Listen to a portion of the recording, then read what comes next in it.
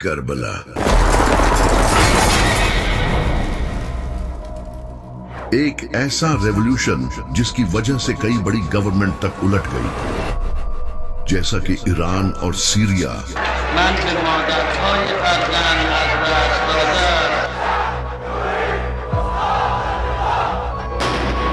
لیکن آخر کربلا ہوئی کیسے اور کس طرح امام حسین کی شہادت سے یہ ریولوشن سٹارٹ ہوا، تو چلے جانتے ہیں۔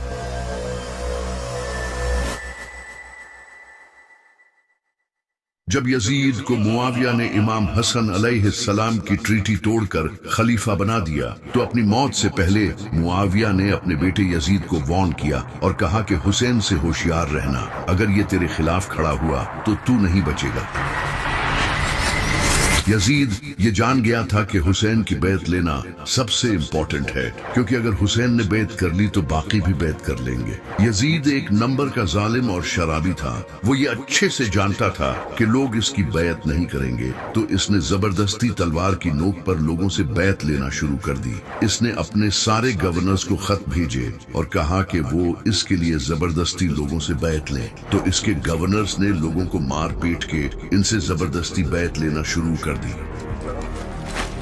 تبھی مدینہ کا گورنر ولید بن عتبہ نے امام حسین علیہ السلام کو رات کے وقت سیکریٹلی بلایا اور کہا کہ وہ یزید کی بیعت کر لے، لیکن امام حسین علیہ السلام نے کہا کہ میں کبھی بھی یزید کی بیعت نہیں کروں گا۔ یہ کہہ کر امام حسین اسی رات اپنی فیملی کو لے کر مکہ چلے گئے، جہاں وہ کئی مہینوں تک رہے۔ جب امام حسین علیہ السلام مکہ میں تھے تو وہاں انہیں کوفے کے کئی لوگوں نے خط بھیجے اور کہا کہ ہمارا آپ کے سوائے کوئی امام نہیں، آپ ہمارے پاس آئیں، ہم آپ کا ساتھ دیں گے اور اس یزید کے خلاف لڑیں گے۔ تو امام حسین علیہ السلام نے مسلم بن عقیل کو کوفہ کی سچویشن کا جائزہ لینے کے لیے بھیجا۔ مسلم بن عقیل کوفہ پہنچے اور وہاں کے لوگوں نے ان کا اچھے سے ویلکم کیا اور 18,000 سے زیادہ لوگوں نے امام حسین کے ہاتھ پر بیعت کرنے کا وعدہ کیا۔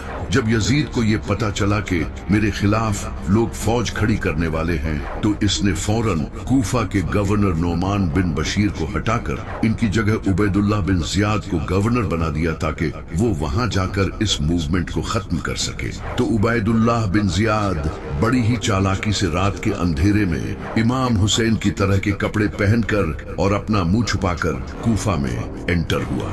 جب لوگوں نے اسے دیکھا تو انہیں لگا کہ امام حسین انہیں لیڈ کرنے آئے ہیں۔ لوگ خوشیاں منانے لگے اور اس کے ہاتھ چومنے لگے۔ اس وقت الیکٹریسٹی تو ہوتی نہیں تھی تو رات کے وقت کسی کو پتہ نہیں چلا۔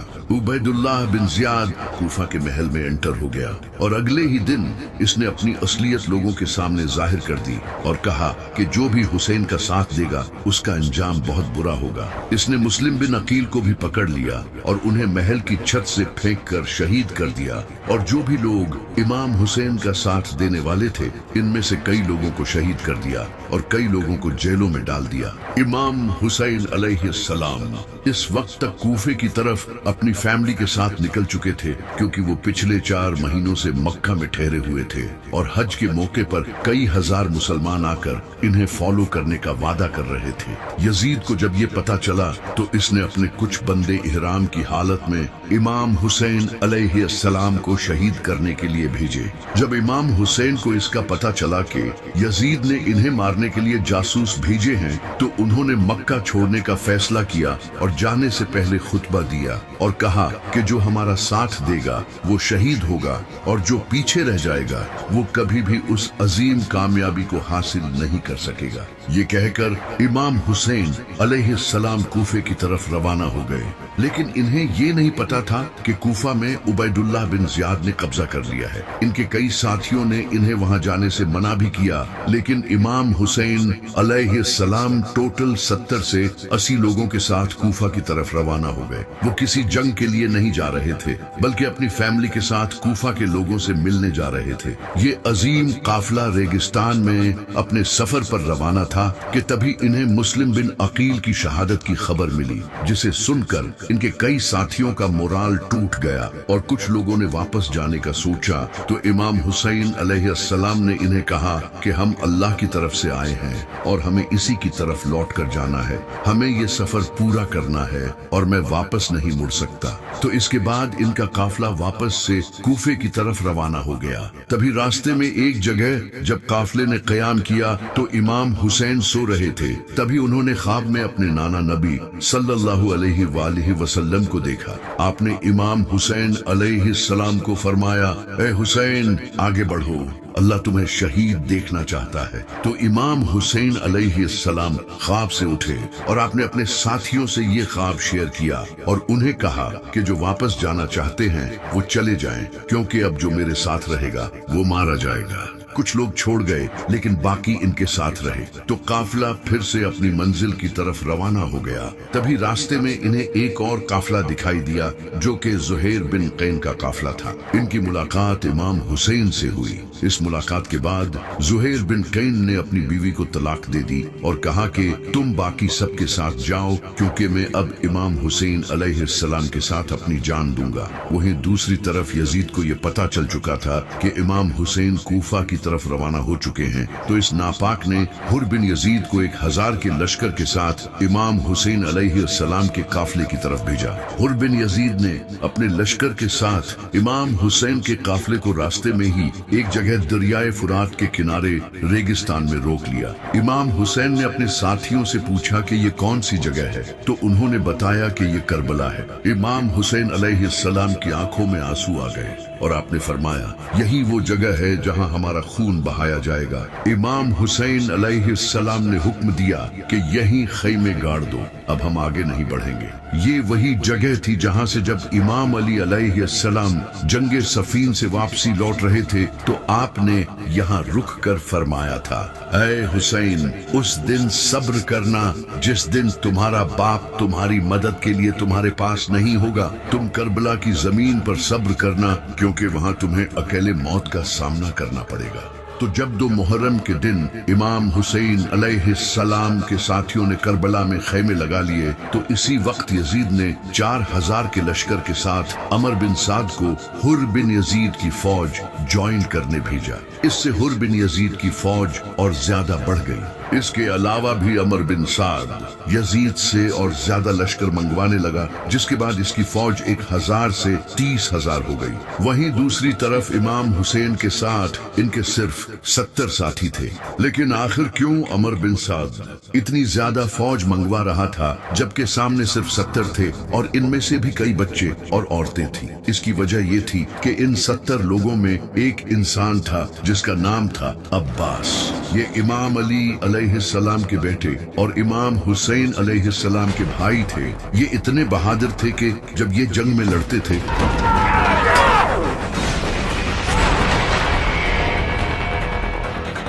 तो लोगों को लगता था कि अली लड़ रहा है। इन्हें इमाम अली अलैहिस्सलाम ने तहज्जुद में अल्लाह से मांगा था। आपने दुआ की थी, ऐ अल्लाह, मुझे ऐसा बेटा अता फरमा जो मेरे बेटे हुसैन को इसकी तन्हाई के दिन सहारा दे। मुझे ऐसा बच्चा अता कर जो हुसैन का वफादार हो, जो करबला में इसके साथ खड़ा हो, जो इसके लिए अपनी जान दे और मौत के सामने न झुके। तब जाकर अल्लाह ने उन्हें अब्बास जैसा बेटा दिया। इसी वजह से अमर बिन साद लगातार फौज मंगवा रहा था, क्योंकि सामने अब्बास खड़ा था। तो इमाम हुसैन ने कूफा के लोगों को एक खत लिखा उन्हें अपनी इस कंडीशन के बारे में बताने के लिए, लेकिन वो खत कभी कूफा के लोगों तक पहुंचा ही नहीं। इमाम हुसैन और इनके साथी शदीद प्यास बर्दाश्त कर रहे थे, क्योंकि अमर बिन साद ने 500 फौजी फुरात के किनारे खड़े कर दिए थे। इस वक्त रेगिस्तान में शदीद गर्मी थी, सूरज सर पर था, बच्चे रो रहे थे और इनके होंठ सूखे पड़े थे। यहाँ तक कि औरतें प्यास की शिद्दत से बेहोश हो रही थी।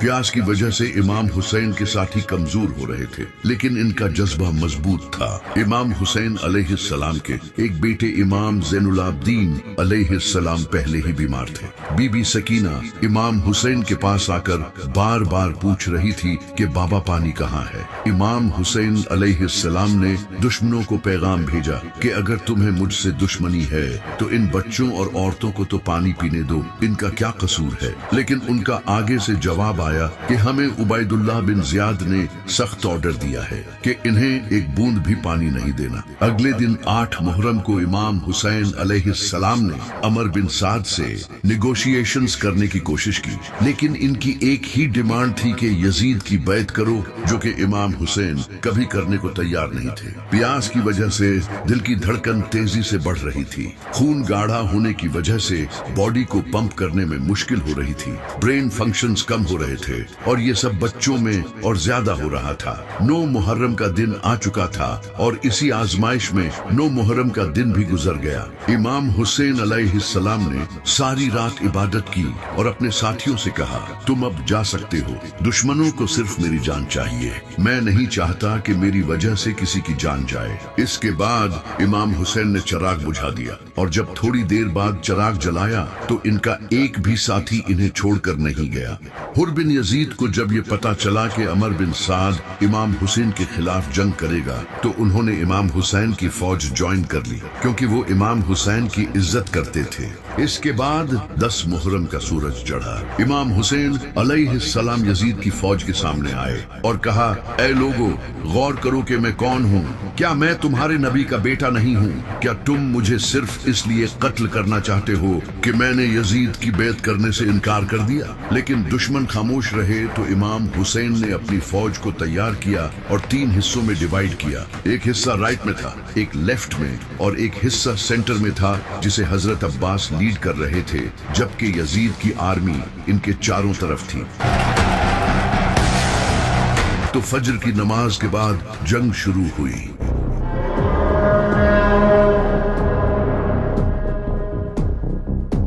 इमाम हुसैन अलैहिस्सलाम के कई साथी एक एक करके शहीद होते रहे। जब इमाम हुसैन के साथी शहीद हो गए तो इमाम हुसैन अलैहिस्सलाम के खूबसूरत बेटे जनाबे अली अकबर, जो कि नबी सल्लल्लाहु अलैहि वसल्लम के हम शक्ल थे, वो मैदान में आए और पुकारने लगे, मैं हूँ अली, अली के बेटे हुसैन का बेटा। हम नबी के घर वाले हैं और अल्लाह की कसम हम कभी भी बातिल के सामने नहीं झुकेंगे। जब यजीद की फौज ने जनाबे अली अकबर के चेहरे को देखा तो वो खामोश हो गए। कुछ ने तो नजरें नीची कर ली और कुछ ने अपने चेहरे फेर लिए, क्योंकि जनाबे अली अकबर नबी सल्लल्लाहु अलैहि वसल्लम के हम शक्ल थे। ऐसा लग रहा था जैसे नबी सल्लल्लाहु अलैहि वसल्लम ही मैदान में आ गए हों। इसके बाद वो आगे बढ़े और एक के बाद एक दुश्मन को मारते गए, लेकिन दूर से किसी ने इनके सीने में नेजा मारा,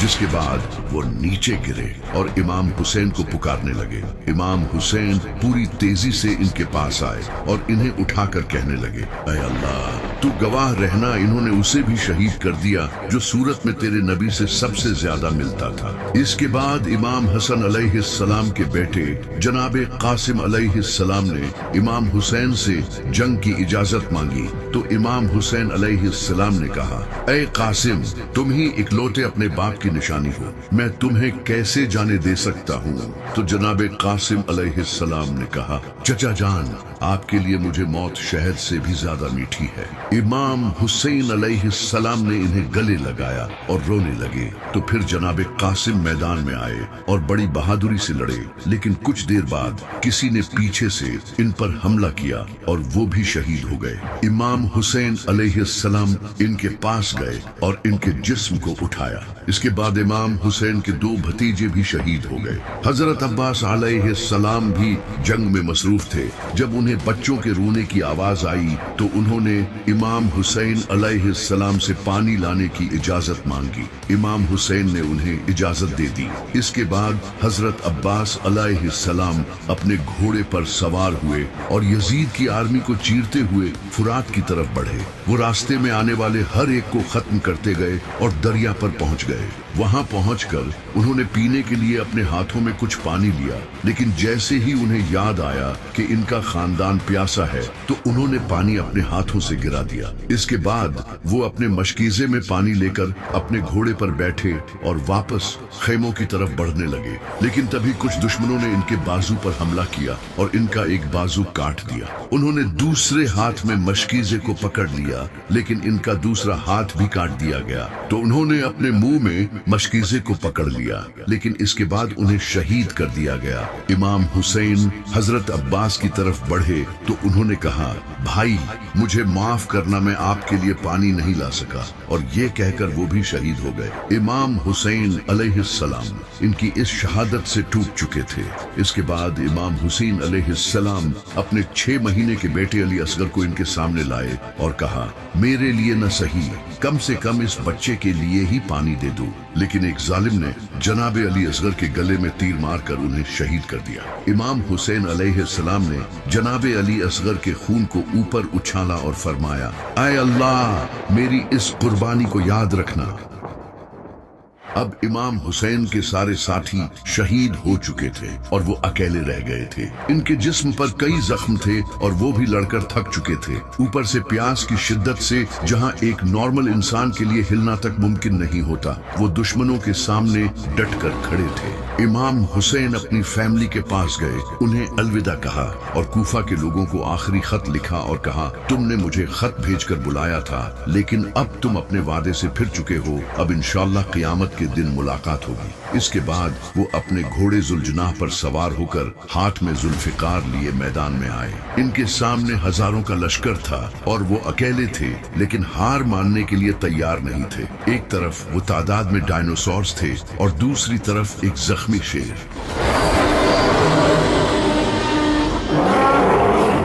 امام حسین پوری رفتار سے فوج کی طرف بڑھے اور اپنی تلوار سے دشمنوں کو چیرنے لگے۔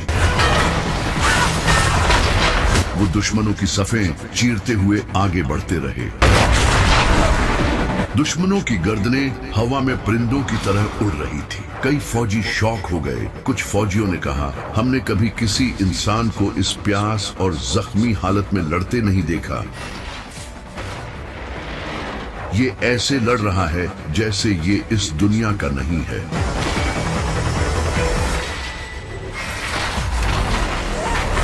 یزید کی فوج کے کئی کمانڈرز نے ایک ساتھ حملہ کرنے کا کہا، لیکن کوئی بھی امام حسین کو فیس کرنے کے لیے تیار نہیں تھا۔ 10 فوجی ایک ساتھ امام حسین علیہ السلام سے لڑنے آتے، لیکن پھر بھی وہ ان کا مقابلہ نہیں کر پا رہے تھے۔ ایسا لگ رہا تھا جیسے علی خود ذوالفقار لے کر میدان میں لڑ رہے ہوں۔ دور کھڑے عمر بن سعد نے جب یہ دیکھا تو اس نے یہ دیکھ کر اپنی فوج کو کہا، چاروں طرف سے حملہ کرو اور حسین پر دور سے تیر برساؤ۔ جب امام حسین پر ہزاروں تیر برسے تو وہ خود کو بچا نہ سکے اور ان کا پورا جسم تیروں سے بھر گیا۔ امام حسین علیہ السلام اپنے گھوڑے سے گرے اور سجدے کی حالت میں چلے گئے۔ اس کے بعد وہ شہید ہو گئے۔ امام حسین کی شہادت کے بعد شمر امام حسین علیہ السلام کے پاس آیا اور آپ کے سینہ مبارک پر اس نے اپنا ناپاک پاؤں رکھا، اور اس کے بعد امام حسین علیہ السلام کے سر کو تن سے جدا کر دیا۔ امام حسین کے خیموں کو لوٹا گیا، ان کی عورتوں اور بچوں کو قیدی بنا لیا گیا۔ امام حسین کی شہادت کے بعد ایک ایسا ریولوشن آیا جو کہ آج تک قائم ہے۔ امام حسین کی شہادت کا جب کوفہ کے لوگوں کو پتہ چلا تو انہوں نے امام حسین کی قبر پر آ کر قسم کھائی کہ وہ یزید کے خلاف آخری دم تک لڑیں گے۔ ان کا امتحان ہماری تلواریں لیں گی۔ اس کے بعد انہوں نے یزید کے خلاف جنگ کی اور شہید ہو گئے۔ اس کے بعد مکہ میں عبداللہ بن زبیر نے یزید کی بیعت کرنے سے انکار کر دیا، یہاں ہم ان کو روکیں گے۔ جس کے بعد مکہ کے مسلمانوں نے یزید سے جنگ کی اور ہزاروں مسلمان شہید ہوئے۔ نہ رحم کرو۔ اس کے بعد مدینہ کے لوگوں نے بھی یزید کی بیعت توڑ دی۔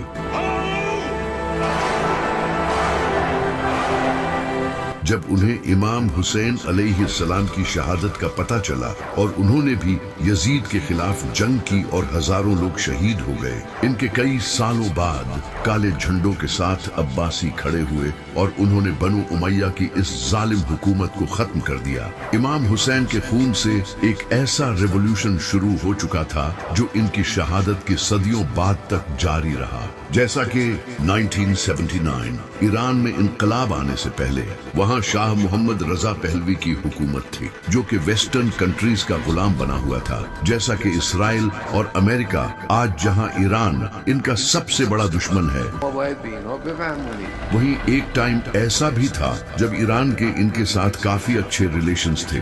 On behalf of all of my fellow Americans in welcoming you to the United States. اس وقت ایران میں فل ویسٹرن کلچر تھا اور ریلیجیس اسکالرز تک کو سپریس کیا جاتا تھا۔ تبھی ایک انسان کھڑا ہوا جس کا نام تھا آیت اللہ خمینی۔ خمینی نے لوگوں کو بتانا شروع کیا کہ ہر دن عاشورہ کا دن ہے اور ہر زمین کربلا کی زمین ہے، یعنی کہ وہ لوگوں کو یہ کہنے لگے کہ ہمیں کربلا کی طرح اس یزید کے خلاف بھی کھڑا ہونا پڑے گا اور ایران میں رجیم چینج لانا ہوگا۔ خمینی نے مجلسوں میں لوگوں کو اویئر کرنا شروع کیا، لوگ ان کی بات سمجھنے لگے اور لبیک یا حسین کے نعرے لگانے لگے۔ لوگ امام حسین علیہ السلام کے جھنڈے اٹھانے لگے اور یہاں تک کہ کئی ہزاروں مسلمانوں نے حکومت سے لڑنے میں اپنی جان تک دی۔ لوگ امام حسین علیہ السلام کی سٹوری سے موٹیویٹ ہونے لگے اور اسی طرح آیت اللہ خمینی نے ایران کی حکومت پلٹ دی،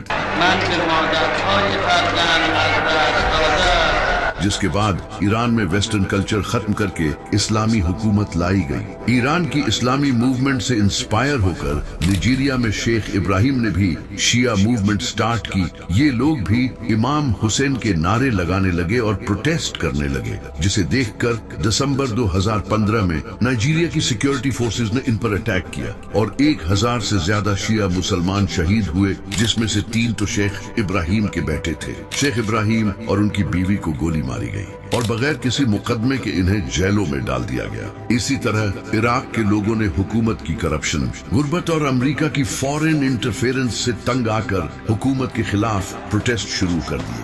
Iraq is dealing with a fourth day of violent anti-government protest. یہ پروٹیسٹرز خود کو حسین اور حکومت کو یزیدی بولنے لگے۔ 100 سے زیادہ لوگوں نے اپنی جان دی 5 Iraqis died in clashes between police and anti-government protesters in اور ہزاروں لوگ زخمی ہوئے۔ کئی لوگوں کو سنائپرز کے ذریعے مارا گیا اور ان پروٹیسٹرز کے کیمپس تک جلائے گئے، ایگزیکٹلی جس طرح امام حسین کے خیمے جلائے گئے تھے۔ اسی سال لبنان کے لوگوں نے حکومت کی کرپشن اور سیاسی نظام سے تنگ آ کر حکومت کے خلاف پروٹیسٹ کیے۔ لوگ خود کو حسینی کہنے لگے اور کالے جھنڈے اٹھا کر پروٹیسٹ کرنے لگے۔ ان پروٹیسٹرز پر بھی گورنمنٹ نے ٹیئر گیس چھوڑی اور کئی لوگوں کو اریسٹ بھی کیا گیا، لیکن اس پروٹیسٹ کے 2 ہفتے بعد ان کے پرائم منسٹر سعد حریری نے ریزائن کر دیا۔ توجہ الیکم بہذا الخطاب۔ اسی طرح 2011 میں بحرینی پروٹیسٹ ہوئے جب بحرین میں شیعہ میجورٹی پر سنی حکومت تھی اور شیعہ کو اپریس کیا جا رہا تھا، تو انہوں نے بھی پروٹیسٹ شروع کر دیے۔ ان کے علاوہ 2020 میں انڈین پروٹیسٹ، اسی سال بلیک لائیوز میٹر پروٹیسٹ اور پاکستان میں بھی پروٹیسٹ کیے گئے ہیں، جن کے پیچھے کی انسپریشن کربلا تھی۔ یہی وہ ریولوشن ہے جو امام حسین نے اپنے خون سے شروع کیا، جسے آج بہت سے لوگ نہیں جانتے۔ اسلام خود ایک پولیٹیکل ریلیجن ہے۔ نبی صلی اللہ علیہ وآلہ وسلم خود ایک پولیٹیشین تھے۔ آپ نے کافروں سے ڈیل کی اور اسلام کو اسٹیبلش کیا۔ اسی طرح پہلے خلیفہ حضرت ابو بکر رضی اللہ تعالیٰ عنہ بھی ایک پولیٹیشین تھے اور حضرت عمر رضی اللہ تعالیٰ عنہ، جنہوں نے رومن اور پرشین امپائرز کے خلاف جنگیں کی اور اس سے اسلام پوری دنیا میں پھیلا۔ امام علی علیہ السلام بھی پولیٹیشین تھے جو کہ حضرت ابو بکر، عمر اور عثمان کے دور میں حکومت کے ساتھ رہے اور انہیں مشورے دیتے تھے اور اپنے دور میں بھی حکومت کی۔ اسی وجہ سے اسلام ایک پولیٹیکل ریلیجن ہے۔ اسلام کا خود کا خلافت سسٹم ہے۔ یہ دین حکومت کرنے کے لیے ہی بنا ہے۔ اگر مسلمانوں پر کافر حکومت کریں گے تو مسلمانوں کی نماز اور روزے کا कोई फायदा नहीं होगा। ये काफिर जुल्म करेंगे और मुसलमान कुछ नहीं कर पाएंगे, जो कि आज आप फिलिस्तीन में देख सकते हो। इसी वजह से सबसे पहले हमें पॉलिटिकल एक्टिव होना पड़ेगा और अल्लाह की हुकूमत कायम करनी पड़ेगी, वरना हमारी नमाजों का कोई फायदा नहीं। इसी वजह से अल्लामा इकबाल ने कहा था कि लोग जिस दीन को मस्जिदों में तलाश करते हैं वो दीन करबला की जमीन पर पड़ा है।